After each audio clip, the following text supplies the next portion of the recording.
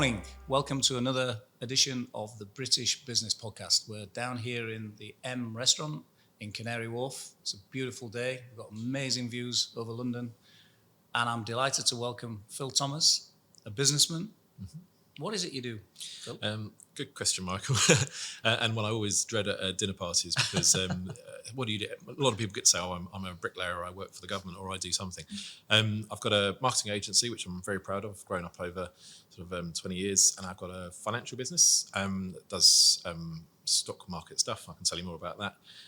We have a few other things that probably look like businesses and aren't incorporated in their own right yet. But my day tends to be taken up with running my marketing agency and my financial business. Okay. What was the day when it happened where you said, I'm going to set my own business up? The day my accountant said, Phil, you've been earning quite a lot of money as a contractor and you're going to have to pay some tax on it, and you're much better off doing that as a limited. And I said, what does that look like?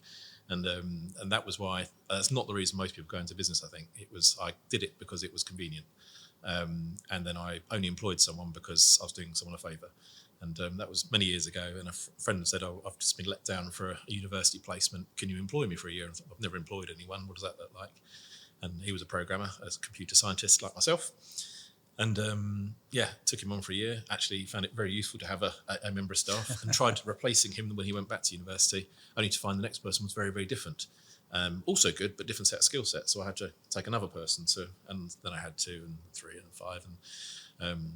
And we always focused on bringing on really good people and sort of growing the culture and the business with it. But How long ago was that? You're good 20-something years. Okay. Yeah, I've been. So you're a seasoned pro, business-wise. I'm in my early to mid 40s, but yeah, I've been doing it ever since I left university. So Okay, and being close to this iconic city, has that been a help for you, or do you not think it matters? No, absolutely. I don't think it matters as much these days. But when I started, I was a computer geek, still am in many ways. I was fixing computers, then writing software, and I went from Saturday job to a Saturday job in the city, and then it was a summer job, and then a summer job with a university placement, and then it was the placement in the city that kind of kick-started it all for me, because I met lots of very interesting people. I had a particular skill set around database and database design and engineering systems that mirrored real-world applications, and that opened doors. And I think actually being in the city. There was a buzz, lots of connections, even just standing in the pub at the end of the day, chatting to people, you'd bump into someone. Those connections. Networking. Absolutely. I think the connections, the people you met, that was, and that's harder to do working from home or, in a remote. You still can do it. And again, it's now easier than ever, I think, to do that. But the city definitely helps get me going. Yeah.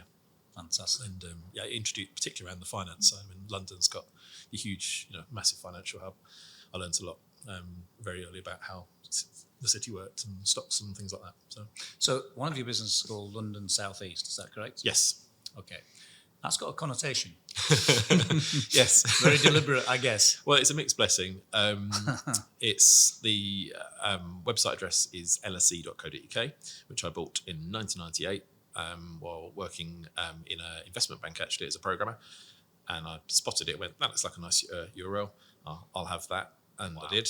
I think I paid £75 for it, which was the going rate for Code.UK's back then. And we called it initially Lifestyle Extra, which it was an information portal. It had news, sports, celebrity gossip, and a bit of finance. And we found the finance stuff did really well. And after a few years of running it as a sort of, there was a lot of news portals back then. It was, MSN was very big in the early days of the internet, I suppose. And the celebrity stuff did actually just as well as the financial stuff, but the celebrities kept suing us, and that got annoying. So, really? Yeah, after about the third time it happened, I thought, actually, blow this for a game of soldiers. I'm going to focus on the finance. So we redid the whole site, made it finance only. I moved all the celebrity content onto a different website called, I think it was Celebrity Spotlight. And that we ended up shutting that down because they kept suing us as well. So it was, celebrity stuff, actually, there's loads of people doing this. I don't want to play in that space.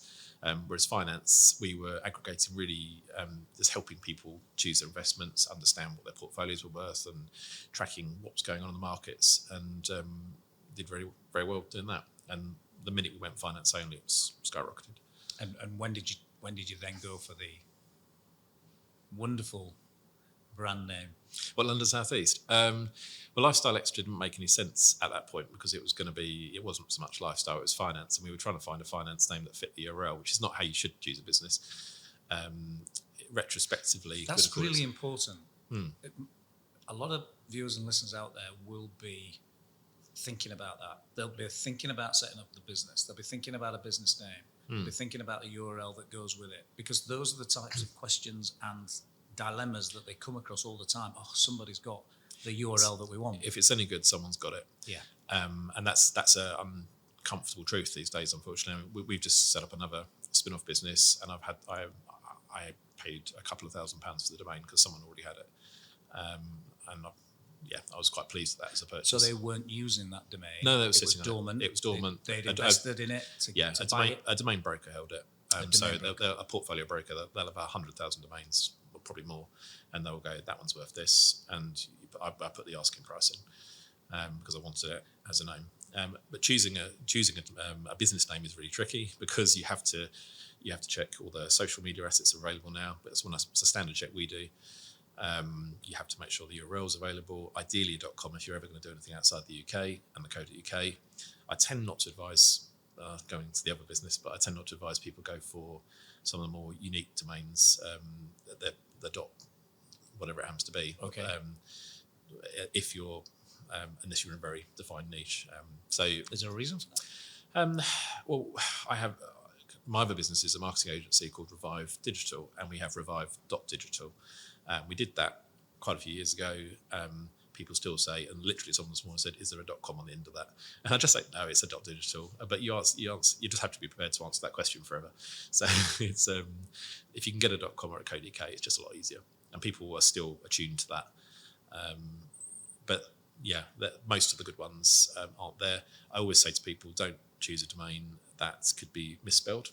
And I've seen lots of people do that because they can't get the name of the business they want. They go for something that sounds like it. They put a Z where there should be an S, or they take the I out and they do and the reason not to do that is because you will spend your life spelling it. So, and whoever's got the correct spelling it will get the first click in Google as well. Okay. So you're pushing water uphill immediately.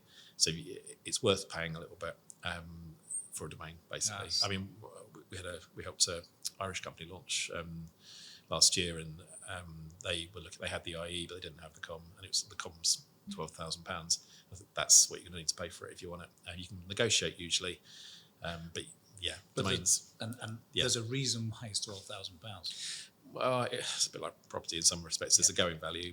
People will pay what they can sell it for, sure. And I think I got that wrong way around, but people will charge what they think it's worth, sure. And they have no obligations to sell it to you unless. Although there's precedent around copyright and trademarks, but it's still really difficult to leverage domains of people if they don't want to give it to you. I'd like to go back. I'd like to go back to London South East. Yep. Because I immediately got it. I have to say, as soon as I saw it and the finance bit, I immediately got it. But there'll be a lot of people out there that don't get it. Could you explain why London South East, or at least LSE? I have to be a little bit careful on that.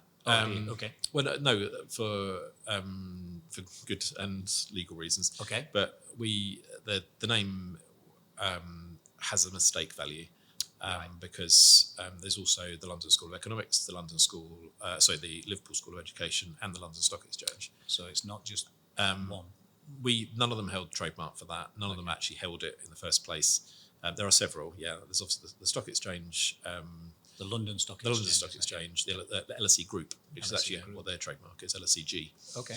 And we did have a conversation with them several years ago with lawyers, and we actually all walked away friends, and we pay them a lot of money on a regular basis because we license data feeds from them. So we pay them quite literally hundreds of thousands of pounds a year for using their data. So you not only have a wonderful name, but you also now are friends, and this is a great lesson, isn't it? Because in business, having enemies is just a nightmare. It's the worst thing that could ever happen. The moment you pick up a bad customer or a bad supplier, or some relationship goes wrong,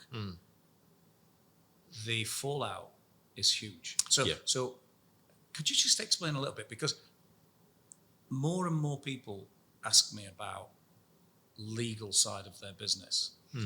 So, and you've said it already 2 or 3 times, So what sort of store do you put into legal guys, and do you buy them in on a ad hoc basis? Do you have somebody that you have as a retainer because you've got these things? We're very fortunate. Because my marketing agency looks after several legal firms. We've got a very good relationship with one of the larger local ones, a company called BTMK Solicitors, and they've helped us do our sort of standard legal work, like lease renewals and the sort of corporate property stuff. They've helped us on some contentious things. We do get legal letters fairly regularly in LSE with around. It's a complicated version I won't go down, but Okay, sure. We have a large bulletin board. Lots of people discuss companies and what's going on in the companies. And if a company director sees something they don't like and they feel is defamatory or libelous, they'll throw a legal letter to us and say, we want that taken down. And we always do. We play nicely. We never cause trouble, but we normally do it with the lawyer to make sure it's all done properly. Because it takes time. Yeah. More than anything else. And this is what I try to say to people. Absolutely. It takes time. If you can avoid, time is money. Absolutely. If you can avoid any sort of legal upset, I always do, because I've had not many, fortunately, over the years, but you do it long enough, someone decides to take a pop at you, and exactly, it's the bing in the mind back at you. You go to sleep and you're thinking about it, you wake up and it's still there, and a lot of the time, if it's something you can negotiate pleasantly and not take personally, I'll always do that, because it's the lost time, it's the cost, the legal expense, and I also mentioned earlier, my brother's a lawyer. He used to have on his wall a picture of a cow, who I think was litigant, and it was someone litigating, someone on the receiving end, and the lawyer in the middle milking it.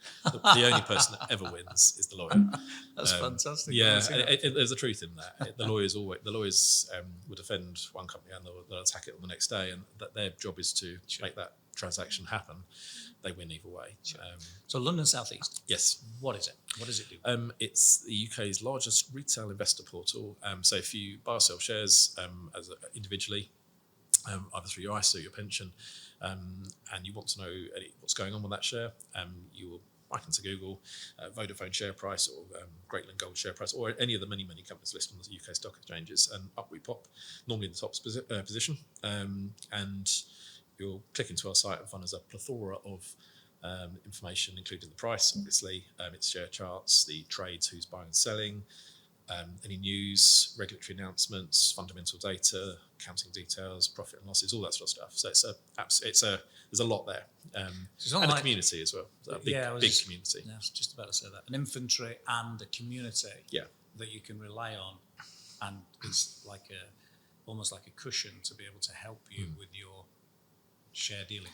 Yeah, we surveyed our users recently and we had about 1,000 responses. How many users do you have? We have 1.2 million monthly unique users.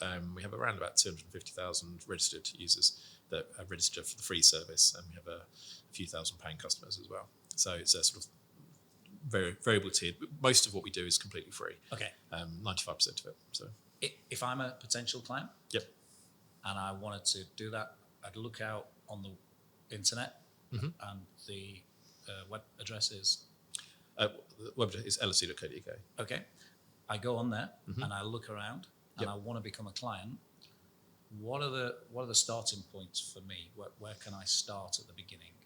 I think it's something we're actually looking at the moment, because a lot of what we do is for people that know what they're doing. So most of our user base are people, and again, we saw this from the survey, good 60% of them are seasoned investors. Okay. So they've been investing for a long, long time. Our average user is mostly male. I can't help that. It seems that men invest more in shares than women do. Maybe the risk profile, I don't know. Yes. They have a high affinity with gardening, go figure. They're mostly older, retired people. And I think that's probably where the wealth is. We've not specifically sought that audience. And we've found that to be true. When we run physical in-person events, we'll have 100 people turn up, and that seems to be the demographic, with exceptions, obviously. If you're looking to get into investing shares, there's a lot of people on there that just kind of will look out for you, and you can go onto one of the bulletin boards and say, "Hey, I'm new to this. Where should I start?" And as long as you're not asking really stupid questions, I think they're generally quite pleasant. It's how to research shares, how to diversify your portfolio, how to know when to get out of a share, and how to That's probably as important. That was as probably the most important probably. thing. So, People get emotionally attached to shares, and they shouldn't, and they all do. I include myself in that. And I know all the rules. I know exactly how to make money trading you shares, still do it. and I still do it. And well, now it's gone down so much, it's just not worth selling. And it's and you sit in it and you watch it go down even further. Well, if I got out at that point, but you didn't. If only. I know, and it's I always think it's a good human experiment investing in shares. It's it plays to people's greed, obviously, but also to self-doubt and kidding yourself. And I think you have to be very, very disciplined. Which is, I think, a very large proportion of the trades done on the internet are automated now, because then there's algorithmic trading is huge because there's no emotion, and that's gone up 15% sell, that's dropped down 10% get out. And if you stick to those sort of things, I mean, actually, that as a rule set is one that I tend to advocate. If it drops, get out. If it goes up, get out. It's you take the But yeah, in answer to the question, if you don't have to register on our website, you can come and use most of it completely free. You can read all the bulletin boards, you can do the research, you can search for shares, you can see what's happening in the news. The stock exchange has a licensing where share price data is delayed by 15 minutes. So if you are in day trading, you want to know what's happening right now, you need, that's where we'd offer a paid service, because we have to pay the stock exchange per head for everybody that wants live data. So that's one of the things we sell. So is it like a 3-tiered service? Yeah, pretty much. I mean, you can go to the website. There's no registration required. You can use, and we know this because of the figures. People use it for years. They don't register at all. So, sorry to ask you this, and I know you're very much into digital marketing as well. So for normal people out there, how do you know how many people come into your website and use it for free? We use a lot of analytics data. So I'm very much into digital marketing. We use Google Analytics as a basic. Google Analytics? Yeah, it's free. It's about to change in July. It's going to Google Analytics 4, which I don't like as much. No one seems to. It's that looks to be a privacy play, but it's just not as easy to use. It's aimed more at marketing professionals than the average business owner, which I think is a shame. Whereas Google Analytics the current one is very accessible to non-technical people. We have our own software we wrote for tracking. We used to use that right at the beginning, and we have various other analytical tools that tell us the type of people using it. So we know broadly audience data. So does that work by having a URL or an IP address that's linked to some data that you know is that person? Is that how that works? That's a huge question that would probably have a podcast on its own. Really? Yeah, the ad tech and how sort of privacy and data and all that. It's a whole industry in itself. Okay. Ad tech industry. There's, but I think very broadly speaking, cookies, small files drop on your PC when you visit a website. Yep. Every website does it. Yep. And that would then be used to sort of say, well, actually, this person goes on these other sites too. Okay. And they're into That's fishing. Why you call it tracking. Tracking. Okay. Yeah, they're into gardening. They're into fishing. They're into. It doesn't. In most cases, it doesn't identify you personally as an individual. They can't turn up at your front door. Sure. But there's a lot of very clever tools and systems out that I mean, for instance, Tesco Club Card. You pay with that at the checkout. It then knows what you're buying. You go on Facebook, matches that day. You have Facebook. You've got it can image recognise the fact you've got a dog, or you like going on Caribbean holidays, and so they build up profiles of you. Google has that information to all publicly available. You can see what Google has on you. So those types of people, my guess is it accounts for a lot of the traffic that comes to your website. Then you've got a paying customer base. Yes, our paying customer base is a tiny fraction of our overall user base. So we have 1.2 million users every single month. We have a couple of 100,000 that register, and the registration is free. We literally ask for name, email address, and do you want to get our newsletter? I think that's it. Okay. And the registration gives you a little bit more trade data, so we give a bit more data away. We reduce the ads slightly. Yep. And they can post, if you want to engage on the actual chat boards, you have to do that. We have to know who people are, as in if someone's causing trouble, we need to be able to block them.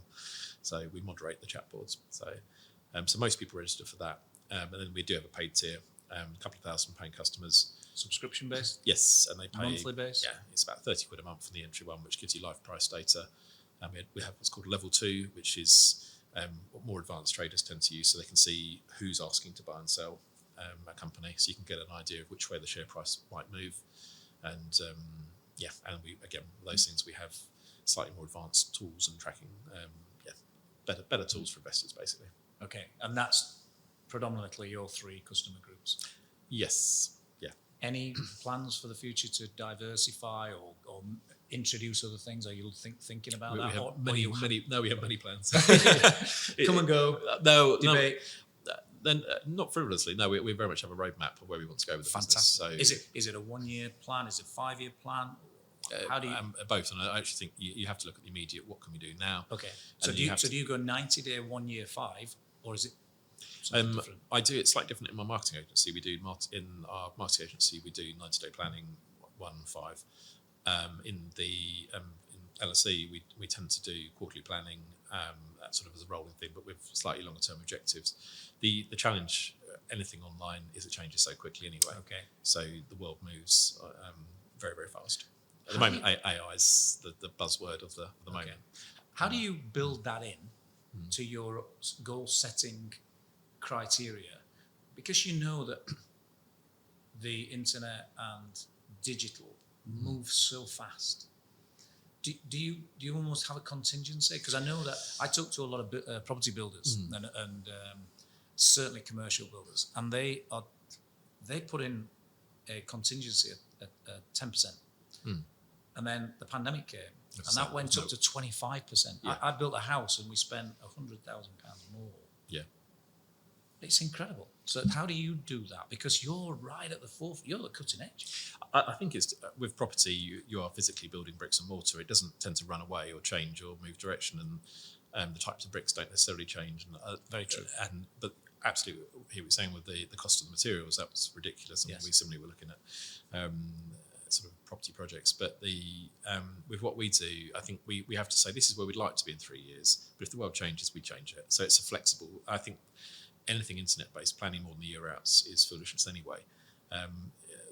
It was only in November that ChatGPT got released to the world, and that's already flipped a lot of the internet on its head. So you're already seeing massive changes and massive dynamics in the marketplace because of that. Yes, absolutely, and I think that's going to that's probably again it's a diversion, but it's that's a huge change that I think people haven't realised quite how big it is yet. But that is making a difference. Certainly, marketing world. You can. We don't tend to. We have full-time copywriters, but they will use AI tools to help kind of build the foundation of the content, and you can write content very, very quickly now, but which isn't necessarily a good thing. You can create lots and lots of content very, very cheaply. Doesn't mean it's any good. Right. You can flood, and I think that's probably Google's biggest challenge now. That's probably one of the flooded. Yeah, I think that's one of the biggest lines, the biggest takeaways from today's podcast from somebody who's right at the cutting edge, an expert in his field, is saying that, you know what, you can get it, but it doesn't make it right. No. Yeah, I'd agree. I know a lot of the industry leaders in SEO are saying the same. It's, you can use AI to create content fast. It doesn't mean it's going to go straight to the top of Google. And actually, Google is one of its biggest challenges now is sort of holding back the tide of just very ridiculously, duplicated content. I saw a stat, I think something like there's 50 million brownie recipes on the internet now. So Google are just, 50 million. Google is just shutting the door on new content now. So if you try and get a brownie recipe and make it rank in Google, it's never going to happen. The money in the world will not make that happen unless you do something very extraordinary. Yeah. So I think a lot of people have this idea, particularly with new businesses, that they'll whip up a website, write a load of pages and go straight to the top of Google. It's not that simple anymore. And I think AI will actually hurt that because there'll be a flood of content. Anybody can now produce mass amounts of content very, very quickly, and that's not a particularly good thing. So my guess is your business is a 24/7 business because it's internet based. How do you put disciplines in so that you are not working 24/7? Because my guess is that's difficult. Yeah, it is. I'm particularly where I've got a few interests. I tend not to check my email after about 8 o'clock in the evening, sometimes a bit earlier.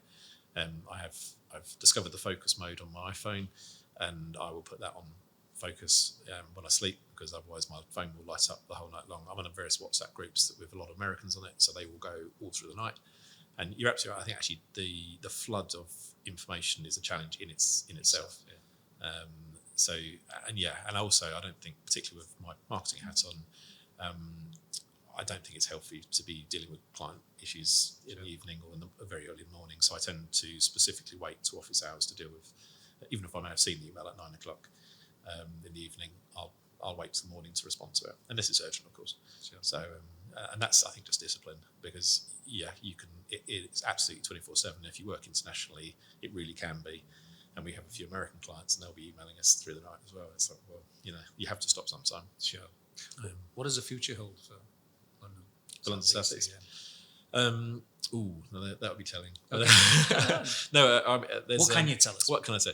Well, we've historically focused on UK markets. It was the obvious thing for us to do. I knew the markets in the UK really well. We are going to expand into European ones and American as well. So, but that's more about presenting that information for UK investors. So we have lots of spin-off brands from LSE as well. So I own shareprice.com, shareprices.com. I have Share Compare. I have Investing Matters. We've launched one called Focus IR, which is an investor relations business. So it creates, there's related sort of internet properties as well that service slightly different niche markets, but all of those ones are in retail investor finance.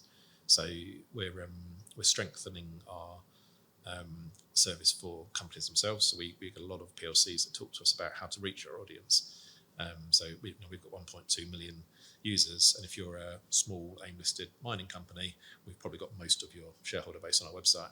So if you want to talk to them, we're the perfect channel to do it. So that's a lot of where our business has been coming from recently. That's very powerful. It's very powerful, and we know what they like, we know what they dislike, we know what they talk about, we know how they react to a news announcement, we know where their interest goes. So for instance, if you're a XYZ mining company, you put an announcement you thought was good, and the share price drops, you're like, what just happened? Well, we can tell you.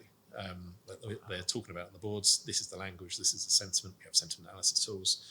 They're actually a bit disappointed in that. They were expecting more, or they thought it was going to be here and not there, and all those sort of things. We have metrics about how many people add that company to their watch list or their portfolio.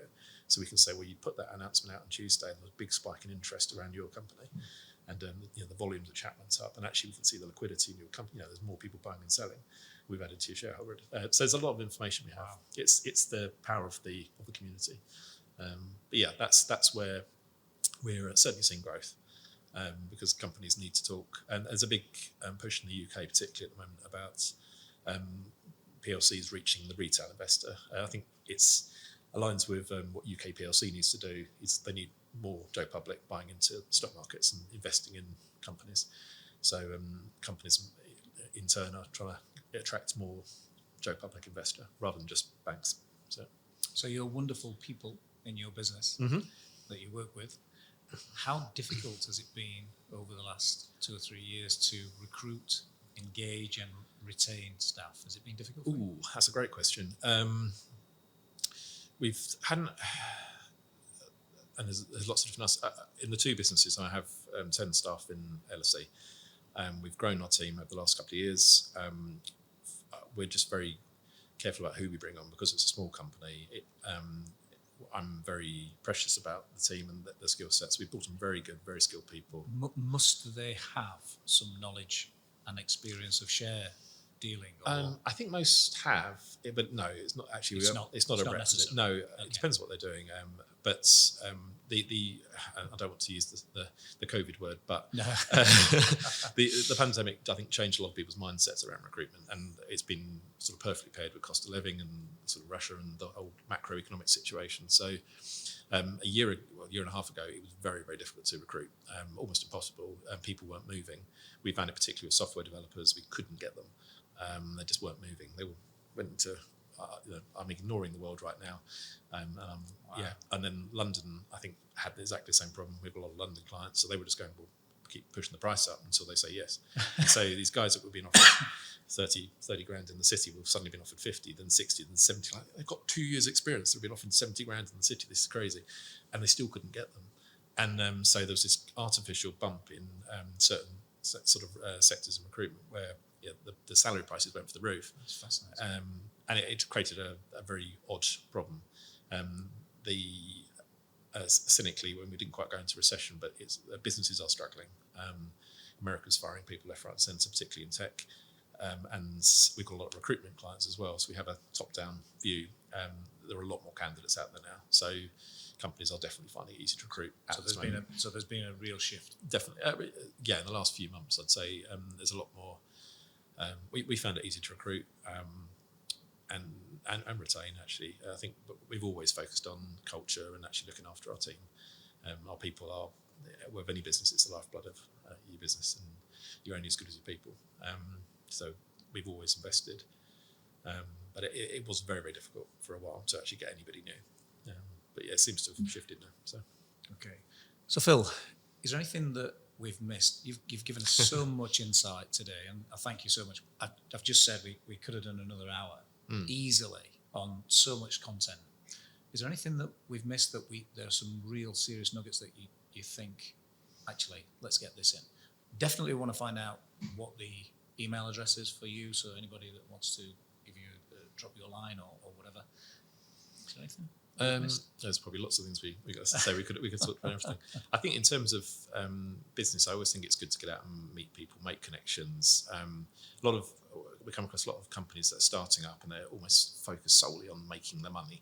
And I think the money should be the side effect of a job well done.